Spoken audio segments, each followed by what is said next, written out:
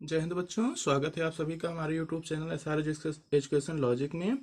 देखिए, हमारा अध्याय 4 द्विघात समीकरण का उदाहरण नंबर 10वां हमको अब देखना है।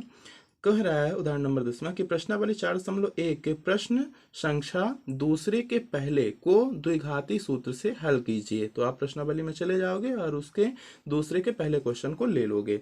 देखो, अब दूसरा क्वेश्चन मैंने यहीं पास लिख दिया है। कह रहा है कि निम्न स्थितियों को द्विघात समीकरणों के रूप में निरूपित कीजिए। अब क्वेश्चन है हमारा दूसरे का पहला। इसको सिर्फ निरूपित नहीं करना है, हमें द्विघाती सूत्र की सहायता से अब हल कर देना है। ये तो क्वेश्चन नंबर दूसरे में 4.1 में ऐसा बोला था।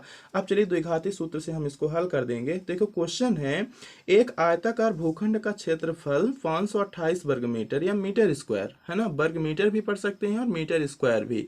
आपको पता होगा कि जो मीटर होता है ये एक एसआई पैमाना है। तो एसआई पैमाना जो होता है, तो जिस स्थिति में लिखे जाते हैं उसी स्थिति में हमें लिखना होता है। तो जो मीटर होता है तो हम स्मॉल में एम लिखते हैं। तो हमेशा ध्यान रखिएगा कि कभी भी एम को कैपिटल में मत लिखिएगा, या कि इधर कोई बिंदी वगैरह ना लगाइए कि एम लिख करके एक बिंदी लगा दें। सिर्फ एम लिखना है और एम स्क्वायर है, ठीक है ना। क्षेत्र की लंबाई मीटरों में, यानी जो भी लंबाई चौड़ाई आपकी दी है ना, सब आपको मीटर में लेना है। तो क्षेत्र की लंबाई मीटरों में चौड़ाई के दुगने से एक अधिक है, ठीक है ना। क्या बोल रहा है कि चौड़ाई के दुगने से एक अधिक है। हमें भूखंड की लंबाई और चौड़ाई ज्ञात करनी है। तो आइए हम इसको शुरू करते हैं। जैसा जैसा हमारा प्रश्न बोलेगा उसी प्रकार से हमें इसमें हल कर देना है। तो आपको पता है कि इसमें जो अज्ञात राशियां होती हैं उसमें हम चर मान मानते हैं। तो यहाँ देखो, चौड़ाई को हम मान लेते हैं।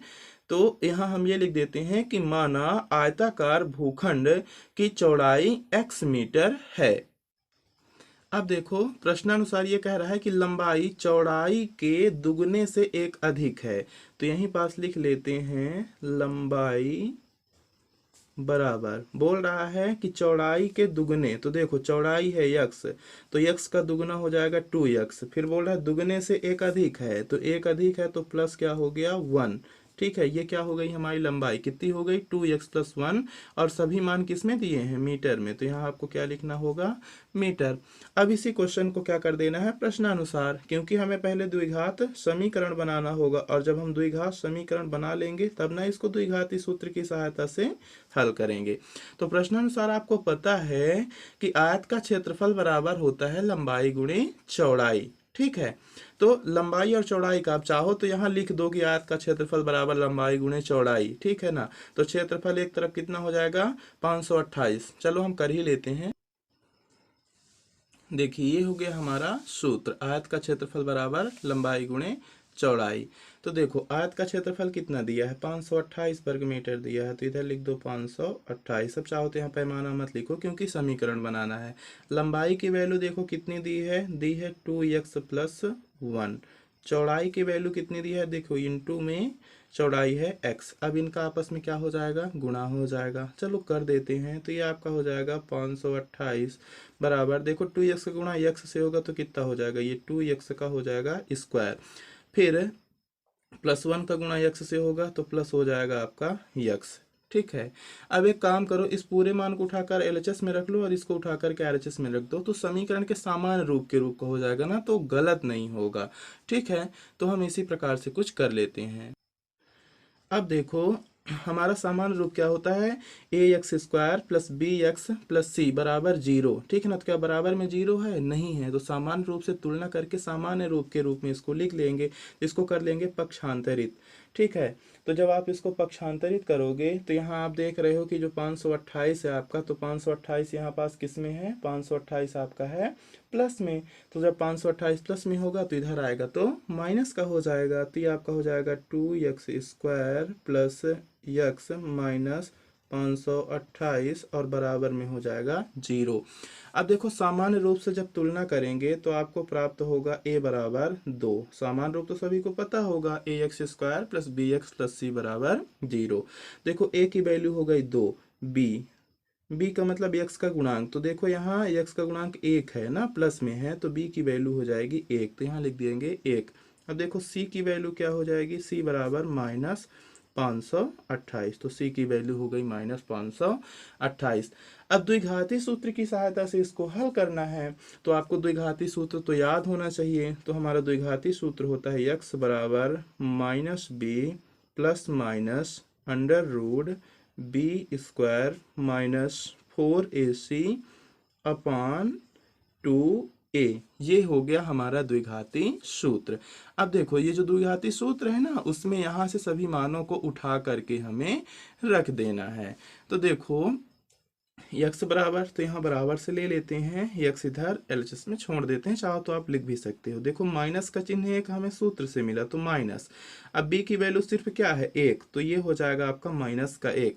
मान लो b की वैल्यू -1 होती तो -1 सूत्र का लिखते और फिर -1 लिखते तो ये प्लस में हो जाता, लेकिन यहाँ ऐसी कंडीशन नहीं है, b की वैल्यू धनात्मक है तो धन ऋण ऋण में हो गया।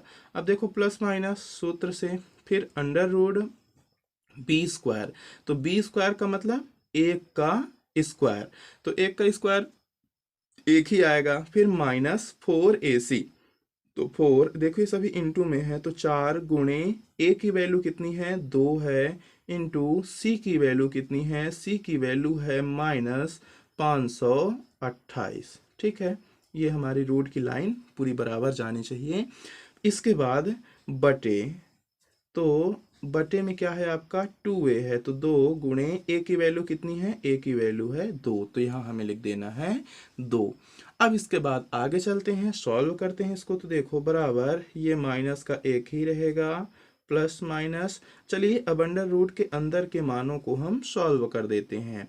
देखो ये प्लस में 1 है ना, और प्लस में 1 है, और ये इंटू क्या है आपका -4, ये भी यहाँ इंटू में ही है, ध्यान रखना। ठीक है, सॉरी इंटू में नहीं है, ये माइनस का चिन्ह है क्योंकि b² -4ac था ना, तो इंटू में काहे लिखेंगे, फिर मिस्टेक हो जाएगा। ये 1 ही है, ये सिर्फ इतने मान इंटू में है। तो देखो ये माइनस ये माइनस, तो माइनस माइनस क्या हो जाएगा, प्लस हो जाएगा। अब देखो पहले 1 को लिख दो तो बताएं, फिर देखो -4 और 2। देखो बहुत सारे बच्चे यही गलत करते हैं, बहुत ध्यानपूर्वक समझना, कंफ्यूज नहीं होना है आपको। इन तीनों का आपस में करना है गुणा। तो देखो 4 माइनस में है, 2 प्लस में है, तो प्लस माइनस माइनस, और 4 दूना 8। देखो ये 2 1 हो गए, गुणा हो गया। तो अब गुणे क्या है आपका, गुणे है यहाँ -528। ठीक है, अपान ये देखो 2 दूना 4 हो जाएगा। अब इसके बाद आगे देखो तो बराबर ये -1 प्लस माइनस अंडर रूट अभी लगा रहने देते हैं, देखो 1।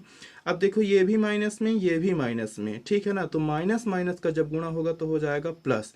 अब ये 528 का गुणा होगा 8 से, तो आप गुणा करके देखना, जब 528 का गुणा करोगे 8 से, चाहो तो कर भी ले, देखो 8 अठाई 64, ठीक है ना, 64 किया जाएगा 4 हासिल 6, और 8 दूनी 16, 4 20 और 2 22, तो यहाँ पास आ जाएगा 22 की 2 हासिल आ जाएगा 2। फिर 8 पंचे 40 और 2 42, ठीक है, यहाँ कितना मिला 4224। अब 4224 यहाँ मिला और प्लस में है 1, और यहाँ बटे में अभी भी है, तो बटे में क्या है आपका 4, तो बटे में हमने लिख दिया 4। अब देखो बराबर ये -1 अंडर वो प्लस माइनस अंडर रूट, ये 4224 में 1 जोड़ देंगे तो ये कितना हो जाएगा 4225 हो जाएगा, और बटे में आपका आ जाएगा 4। तो ये जो आपका 4225 है, अब हमें इसका क्या निकालना होगा, तो यहाँ से अब आपको निकालना होगा इसका वर्गमूल। तो जो आपका कितना मान है ये 4225, तो चलिए हम इसका निकालते हैं वर्गमूल। तो जब आप इसका वर्गमूल निकालोगे 4225 का, आप रफ में करके देख लेना, तो इसका आपको वर्गमूल प्राप्त होगा 65, ठीक है ना। तो देखो ये -1 प्लस माइनस इसका वर्गमूल आपको कितना मिल गया 65 मिल गया। काहे का वर्गमूल 4225 का वर्गमूल मिला आपको 65, ठीक है, और बटे में आपका कितना हो गया यहाँ 4 हो गया। अब देखो यहाँ पास कंडीशन ऐसी है, 2 चिन्ह लगे हैं, तो एक बार यहाँ लोगे धन चिन्ह लेने पर और एक बार लिखोगे ऋण चिन्ह लेने पर। तो चलो हम सबसे शुरू में ले लेते हैं धन चिन्ह और फिर एक बार ले लेंगे ऋण चिन्ह। धन चिन्ह लेने पर तो ये हमारा हो जाएगा कुछ इस प्रकार से, x बराबर -1 प्लस आपका हो जाएगा 65, ठीक है, और बटे में आपका हो जाएगा 4। देखो ये माइनस का 1 है और ये प्लस का 65 है, ये दोनों आपस में आपको पता होगा कि ये दोनों आपस में क्या होंगे, घट जाएंगे।